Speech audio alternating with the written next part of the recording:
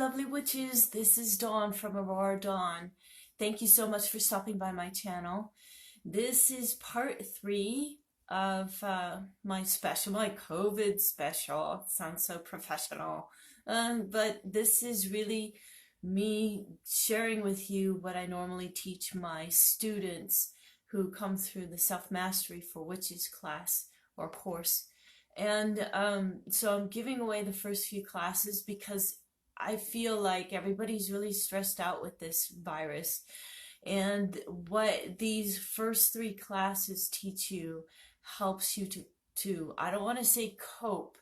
It helps you to process it. It helps you to understand it. And it helps you to understand what you're feeling, what you're going through, and validating all of that, because so many people are like, stop stressing out, there's nothing to worry about, everything's fine, just stay at home, stay away from other people, and everything's gonna be just fine. Meanwhile, most of our planet is freaking out right now. So I want to give you some tools that will help you to feel more relaxed and process what is coming up for you, because this is definitely an opportunity for whatever is in your shadow to start bubbling up. And how do you deal with it? It's very important to know how to deal with it. Okay, so this is about emotions, and emotions are your guidance system. It's a lot of people, and I was taught this too, that emotions cannot be trusted, that they make you illogical, that women go crazy because their emotions are out of sync and out of whack or whatever, and that everybody poo-poos it. You need to get rid of it. I mean, like Mr. Spock in Star Trek. No emotions. Emotions just interfere with things. So I want you to know that there's a reason why you have emotions, and they're very, very important for you to pay attention to them. And what happens when you don't pay attention to them and then you don't process them properly is they turn into something else. And I'll explain more about that later. Okay, so, sorry. That's an old cough, by the way. That is not COVID. I don't have the virus. I just have a very old cough. But I want to get into this.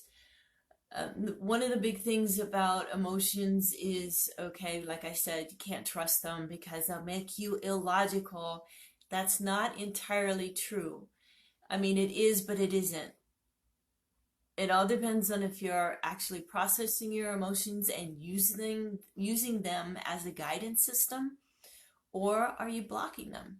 If you're blocking them and you're not processing them correctly, then you're freaking out. Then they make you illogical. Yes, they taint, so to speak. If you don't deal with them properly, they will taint how you see the situation, and it usually triggers your ego. So your ego tries to come to the rescue and gets you to defend yourself, when really a lot of times it's just misunderstood information that's coming to you, and it's a misperception of what's going on.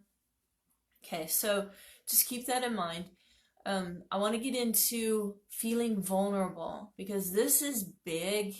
This is huge. This is one of the things, and maybe it's so big and huge because it's big and huge to me. I shy away from conflict, and I will sacrifice anything and everything just about to avoid conflict, because I feel unsafe when there's conflict. I feel like, especially when I had foster parents when I was a teenager, and if they were upset, I was in holy hell. I was in a bad place, because they, I don't want to get into that here, but I felt vulnerable. I felt really vulnerable, and I felt like emotions made me more vulnerable, so I tried to stuff them.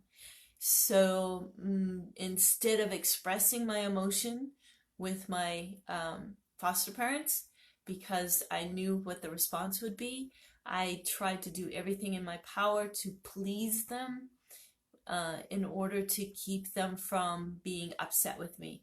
And that was my way of dealing with, conflict or anything that, any kind of emotions, extreme emotions, just make me feel uncomfortable. Okay, so vulnerable.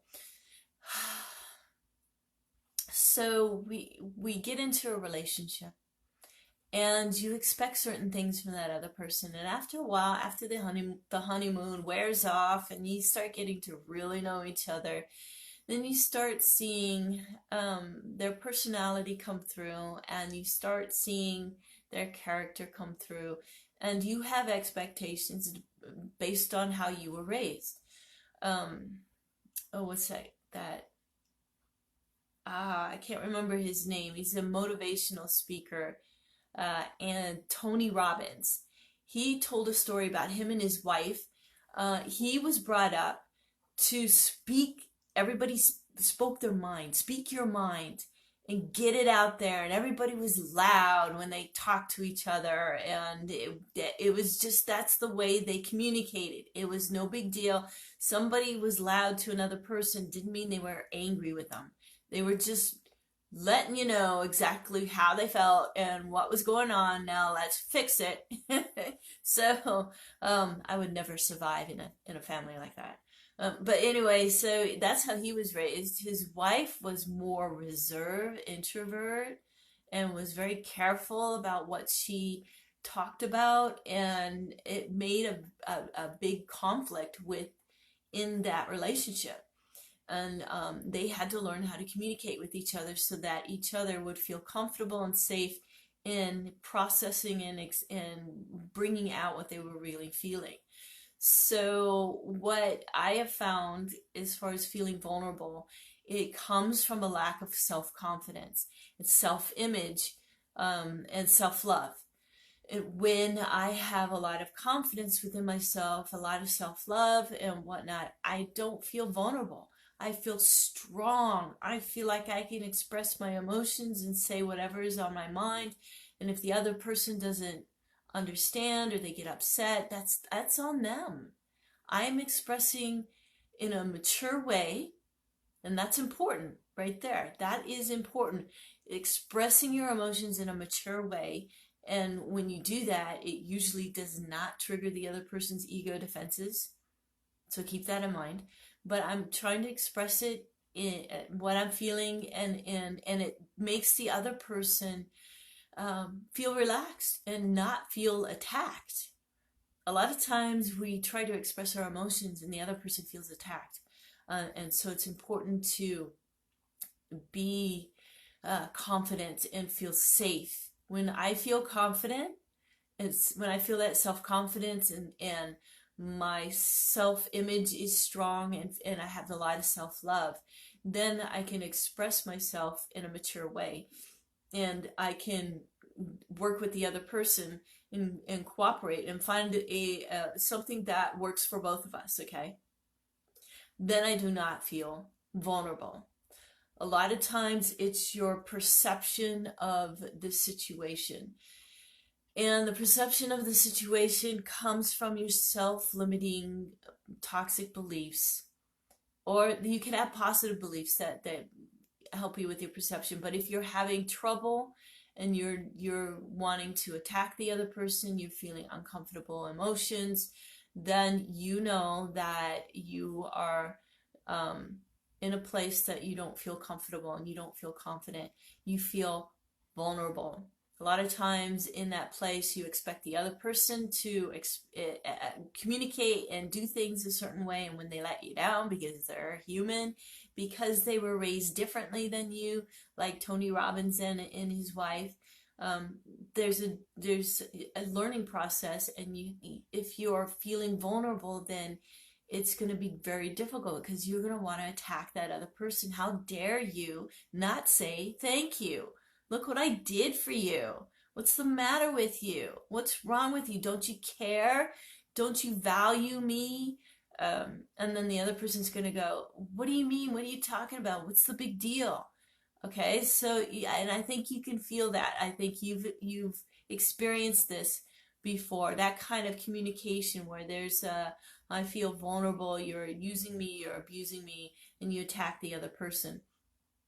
So that's coming from not feeling confident. And when you process your emotions, and when we get into nurturing your own emotional needs, it makes a world of difference. It definitely develops your confidence, and your self-love goes way up. And then you have this energy to work with the other person and communicate, okay? I've got some notes here. I just want to make sure I cover everything. Um, so the important thing about feeling good, because that's what emotions are about. Say your emotions are a guidance system, and then in the next video I'm going to go into depth on that, on how they guide you. When you're angry, what does that mean? When you feel hurt, what does that mean? What do you do with that? When you're frustrated, what do you do with that? How do you use that to your advantage, knowing that frustration means things aren't going the way you plan them to go? What do you do with that? So we're going to get in depth in that. But I want you to understand that the reason why you don't feel good is because of your subconscious programming. I'm going to call it programming, your beliefs that were put in place when you were very, very young and were before the age of reason. So you weren't able to dissect and examine, and because you had no reference. Okay, so I often tell this story about the 5-year-old who's eating dinner with her older sibling, and the older sibling finishes her dinner, and mother gives her a dessert, and the 5-year-old wants a dessert too.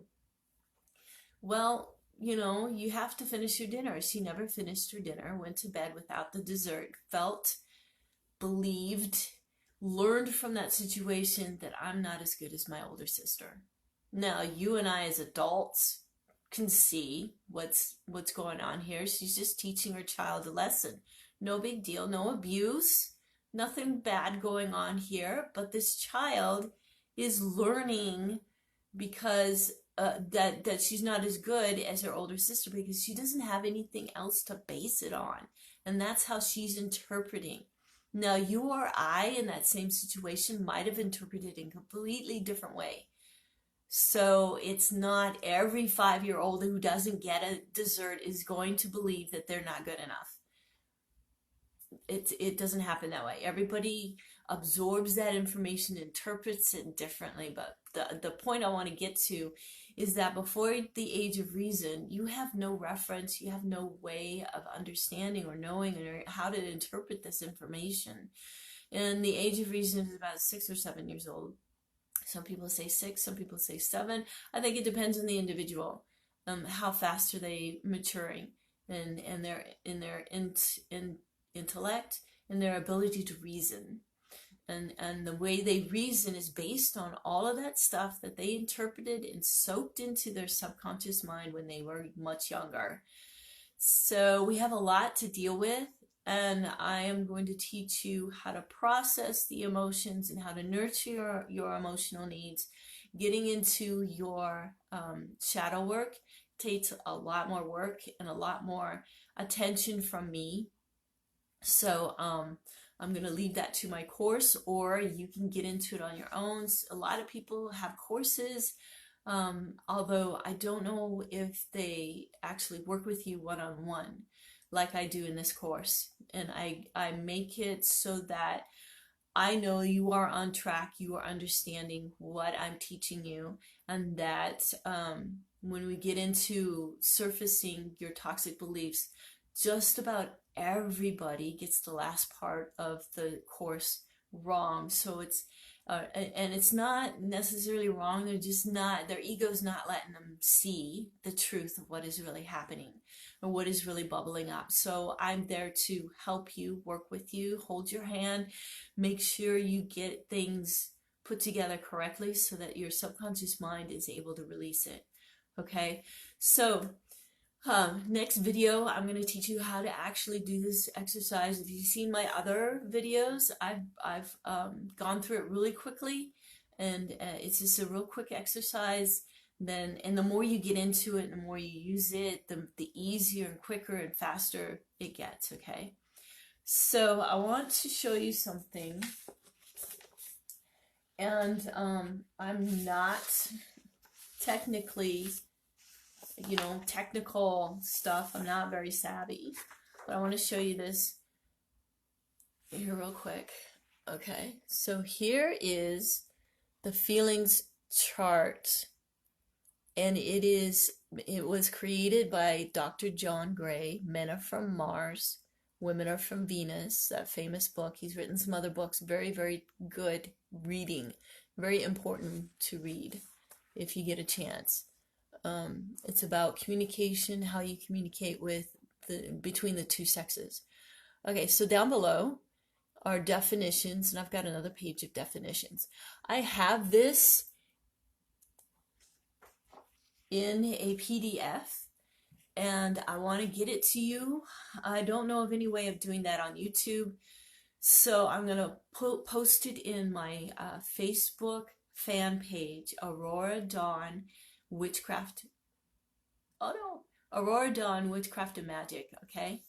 And if you go there, my fan page, like it if you want to. You don't have to. I'm gonna post it up there. Sometimes Facebook is funny about putting up PDFs. I don't know why, but they take them down, and it says temporarily unavailable or something like that.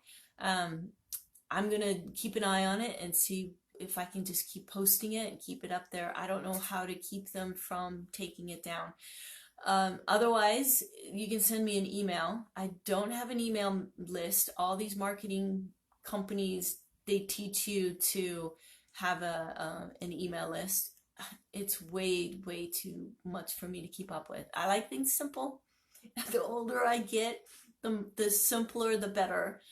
So if you send me an email, I am not going to keep your email and send you out newsletters and I'll, try and sell you stuff. I'm just not into that. So send me an email. Say that I saw you on YouTube and I would like the feelings chart, and I will send that to you. Okay. I'm pretty sure Gmail's usually pretty good. I've never had trouble sending attachments through Gmail. So send me an email. I'll put my email below. It's I'll just tell you here, Aurora, like Aurora Dawn, Aurora Magic with a K @gmail.com. So AURORA magic with a K @gmail.com. And I think that's it. So thank you so much for watching. Thank you for your comments. Do something today that brings you joy and makes you feel good. I love you all. And until next time, blessed be.